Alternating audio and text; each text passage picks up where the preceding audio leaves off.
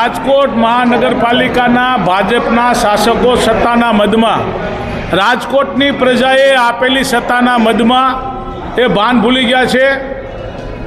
એ લોકો ખુલ્લે આમ ભ્રષ્ટાચાર કરી રહ્યા છે. એનો ભ્રષ્ટાચાર જનરલ બોર્ડમાં ખુલ્લો ન પડે એટલા માટે અમારો અવાજ દબાવી દેવામાં આવે છે. અમે 4 કોર્પોરેટરો છીએ, તેમ છતાં રાજકોટ મહાનગરપાલિકાના લોકોને, જે પદાધિકારીઓ બેઠા છે એને, અધિકારીઓને, માન્ય કમિશનરને, માન્ય મેયરશ્રીને, માન્ય સ્ટેન્ડિંગ ચેરમેન સમિતિના ચેરમેનને એવો તો કયો વાંધો છે, એનો કયું બહાર ભ્રષ્ટાચાર આવે છે કે એ લોકો બોલવા નથી દેતા?